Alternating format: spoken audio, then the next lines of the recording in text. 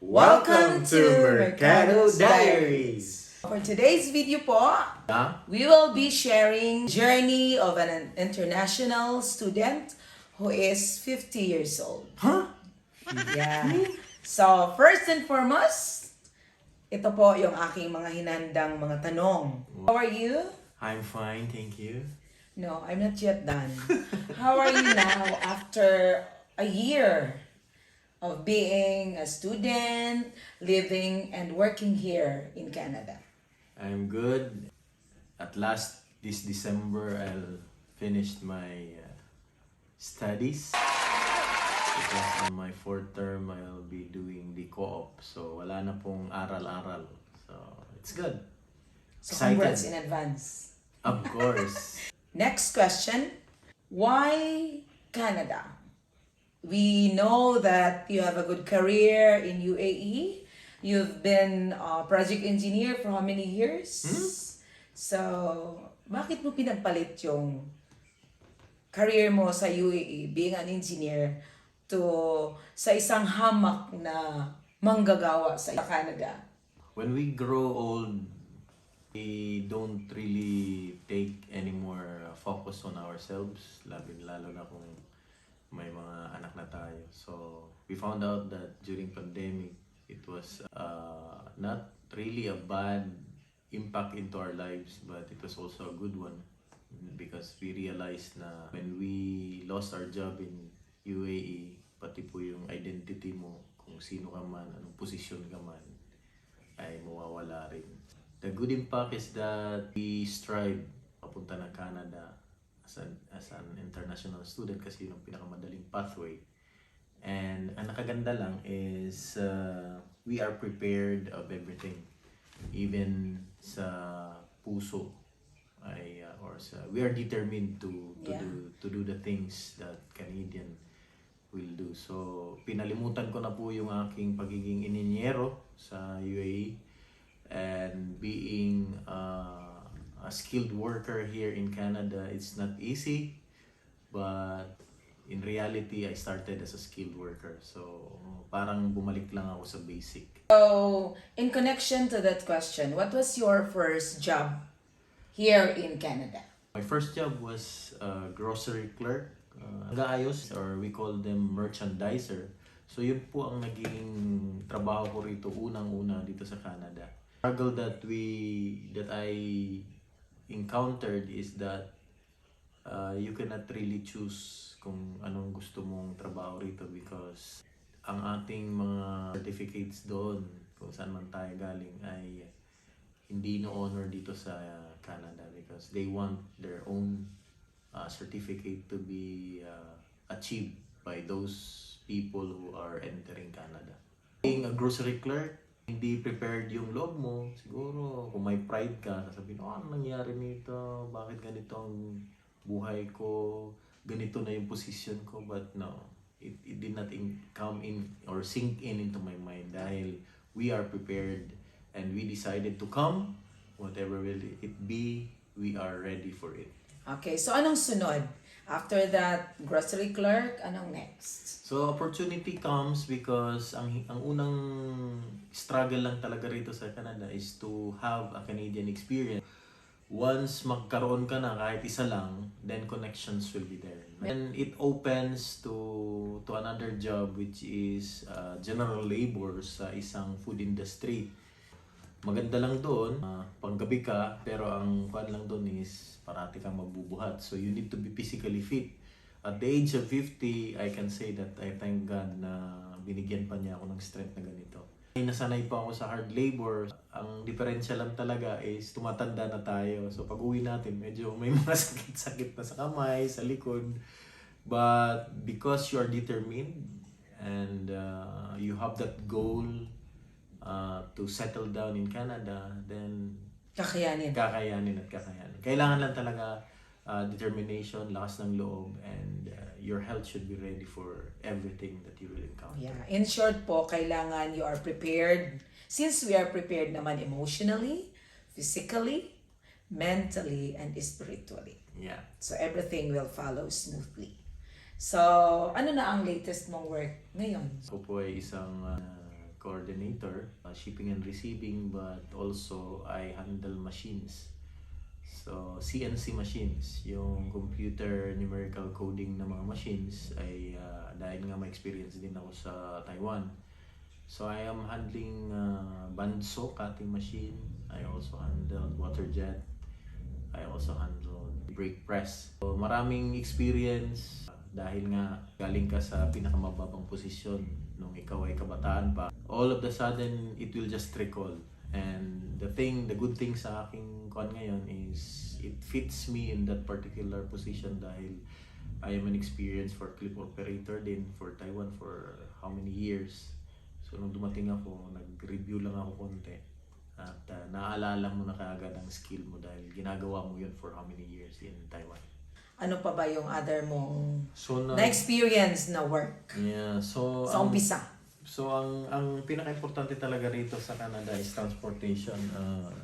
Transportation ng mga bus, train are always available. Pero kung gusto mong kumita ng extra, you need to buy your car, own car, para makakuan ka. Either you go for a DoorDash, yung magdi-deliver sa sarili mong sasakyan, or you go to Uber Eats or Uber, at marami pang iba. So, yun po ang ginagawa. Pag wala akong trabaho, nagdadrive po ako.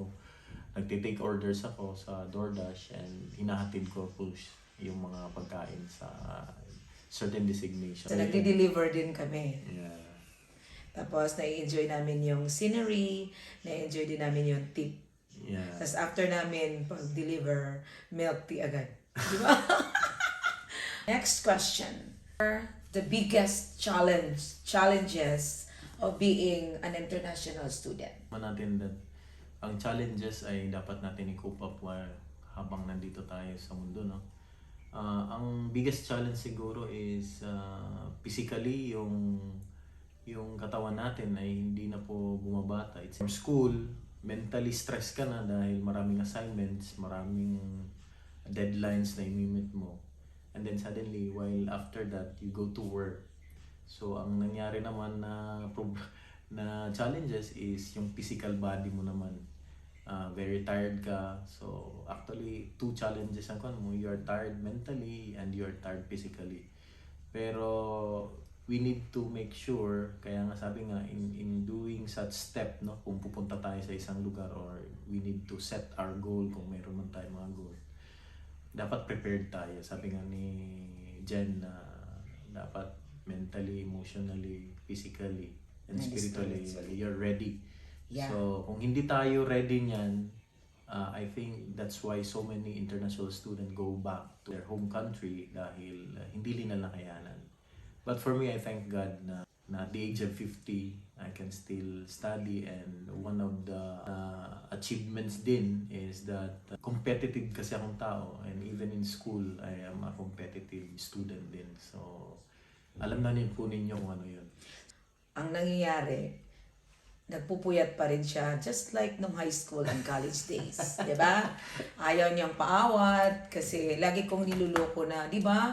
The original plan is pumunta lang tayo dito para pathway lang natin yan. Hindi. Kasi gusto pa rin niya, nanggaling na rin sa kanya, gusto pa rin niya ng kompetisyon. Ayaw pa rin niyang patalo. So, umaabot pa rin siya ng madaling araw sa pag-aaral, di ba? Hindi naman kasi siya katulad sa akin na petiks-petiks lang sa buhay. Okay! So, ganun po ang aming student. And very good naman ang grades. Next question is, I've mentioned that you're already 50. Yeah! And you'll be 51 Yes. in how many hours? Kasi magbe-birthday siya. Do you have any...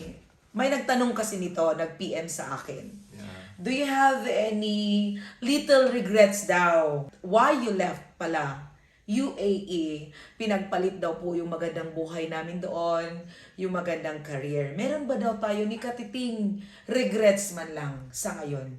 Actually, sa amin, in terms of that decision, walang regrets because I know that the Lord our God, whom we serve, will guide us and protect us. Kasi grinant niya tong lugar na ito para sa amin, even though we are at 50. Talagang, this is a blessing of God, and I know that God will always guide us in everything and we do. So, regrets not come into my mind. Minsan, kahit pagod na pagod ka, makita mo lang yung pamilya mo, pag-uwi mo, maayos sila, and you are solid, you are together. No, nothing can really stop you na ma-achieve mo yung mga goals mo. And so, Yeah. kasi sabi nga namin, we are ready mentally, emotionally, physically, and spiritually, and we are ready for everything. Yeah, to come. alam mo, meron naman kami talagang konting regrets. The only regrets that we have, sana, noon pa, Yeah. nung bata-bata pa kami. Yun lang talaga. Kasi, if you are, na nandito ka na sa Canada, you will see talaga na, sabi nga nila, ang sahod ni Marlo, sahod ko, is walang-wala sa sinahod ng mga taga-UAE. Pero, mas magastos din dito eh. Malaki naman ang sahod dito, malaki lang din ang gastos. But, kung sabayan mo lang din ang prayers, tapos i-enjoy mo lang ang buhay dito, wala kang dapat pagsisisihan. Kami Yeah. naman, sa sinabi niya, very well and explained na pinaghandaan namin ito. 'Di ba? Wala nga kaming room for homesickness nung dumating. Yeah. Kasi ready po kami. Ready si Marlo nagpala. Pag nag-i-snowstorm, ready po kami doon. Okay. One of the last questions, hindi pa ito last. Was there a time that you are thinking of going back to UAE? Siguro ang kuan ko is I'll go back to UAE once I get my citizenship dito sa Canada. I'll go back to my previous experience, and I hope na kung may lakas pa talaga ako at the age of sa the following years, I want to go back sa UAE as a Canadian na. Canadian passport. Yeah, Canadian passport. So that mayroon ng mas malaking rate na siguro ang matatanggap natin because you are a Canadian. Ang competitiveness is that meron kang Canadian certificate na nandito ka, nagtapos ka. And even kung halimbawang hindi ako makabalik, there are some oil and gas company din dito sa Canada which I can also exercise my professional experiences and professional achievement. Makahelp din sa oil and gas company dito sa Canada. As a international student naman, balik tayo doon, what can you advise to people who are aspiring to study and live here in Canada? Sa base sa experience mo na almost 1 year at graduating soon, ano bang i-advise mo sa mga papunta pa lang? Ang i-advise ko lang sa inyo is that when you set your goals, you need to set goals that you can achieve it. Dapat ready ka talaga emotionally, physically, even financially, morally, and spiritually. Wala kaming kamag-anak po rito sa Canada. The only thing that we are so proud of or privilege is that kasama kaming lahat na isang pamilya. So, if buo ang pamilya mo, you can do all things. And we know that God is the center of our family. And kung siya ang sentro ng buhay natin, all our lives are dependent sa Kanya lamang. So, I know that God will not forsake us because He promised us. Kung tayo mga anak ng Diyos, He will never forsake us nor leave us in any situations of our life.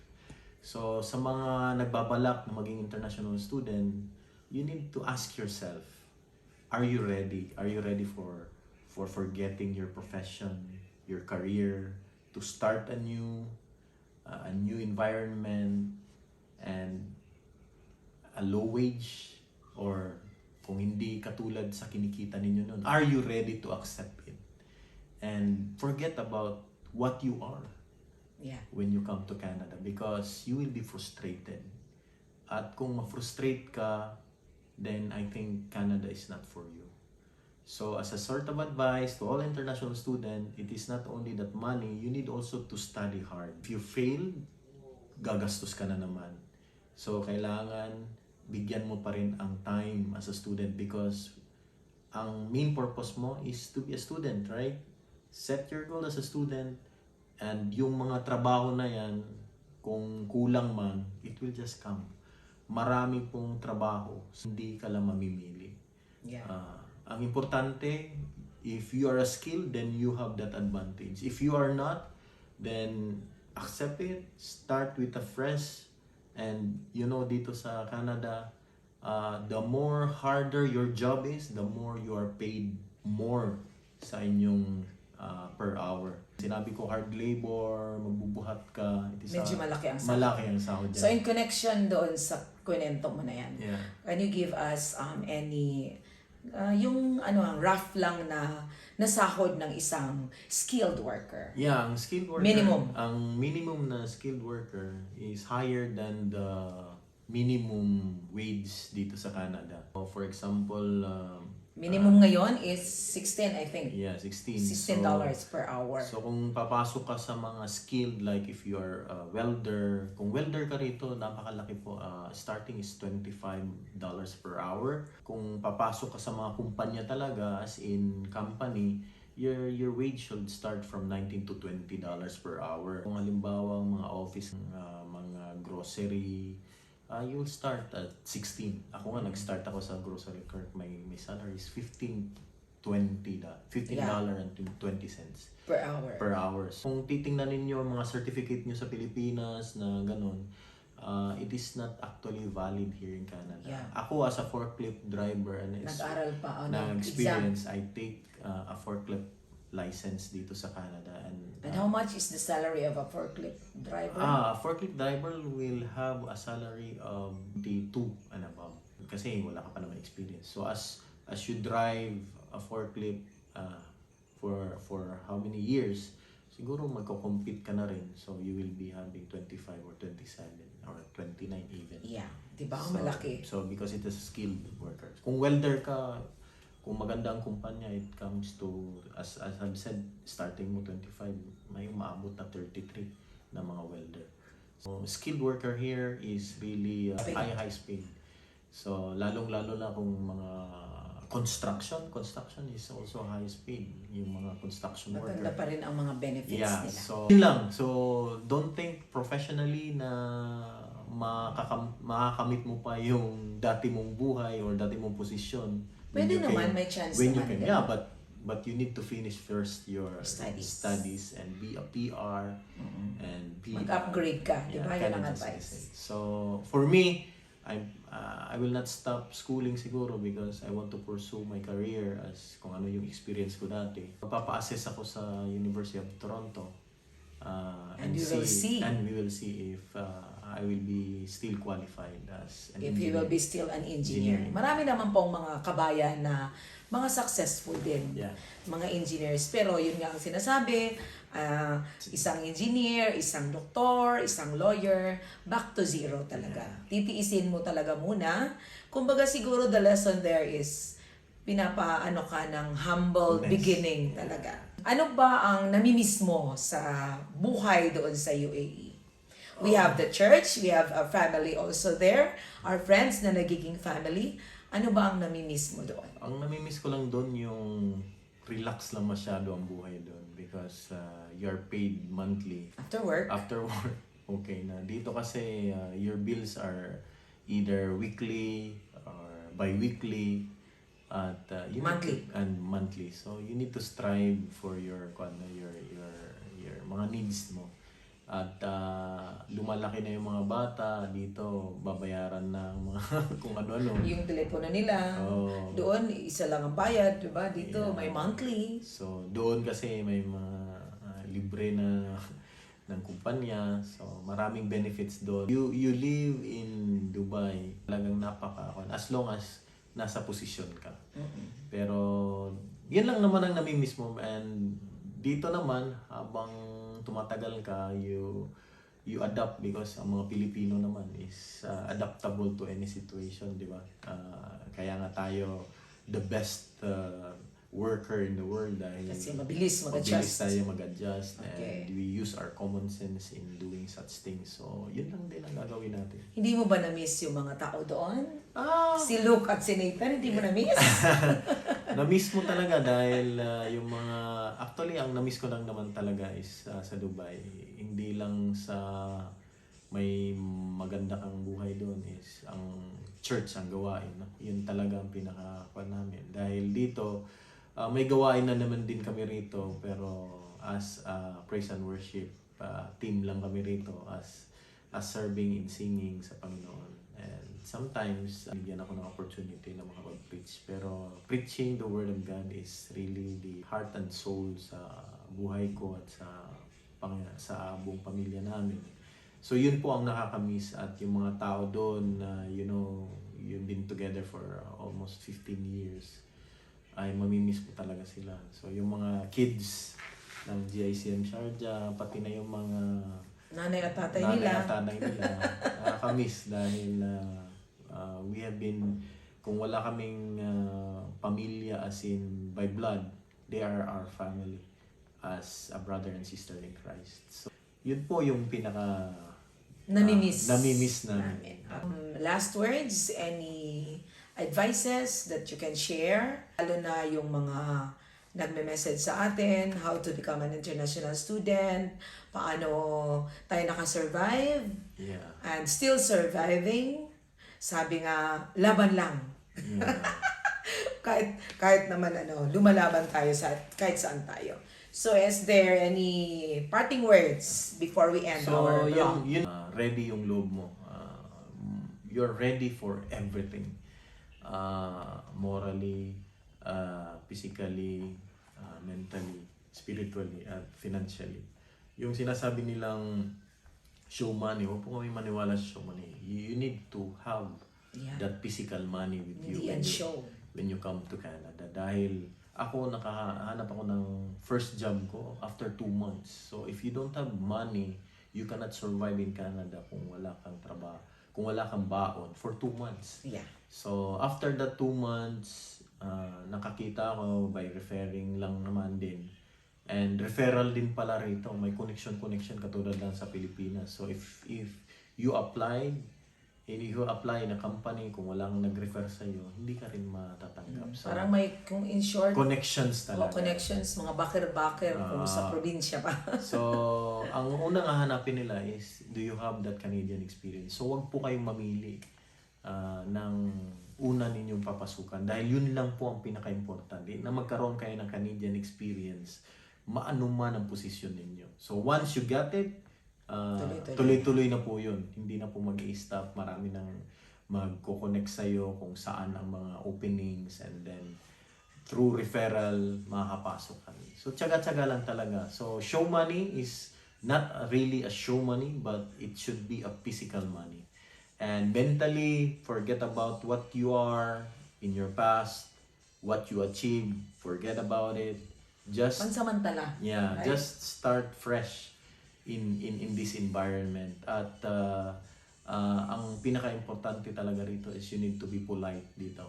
You need to say good morning, thank you, and everything. So don't huwag mo kakalimutan na maging polite dito dahil they are so polite talaga. You even help somebody, they will always say thank you, we appreciate it. So, kung hindi tayo sanayin na po natin dahil Okay, so yun lang po ang aming may share bilang student po yung katabi ko. Yeah. Bilang international student. And thank you for watching us. And we hope to see you in our next vlog. bye! Bye for now. God bless.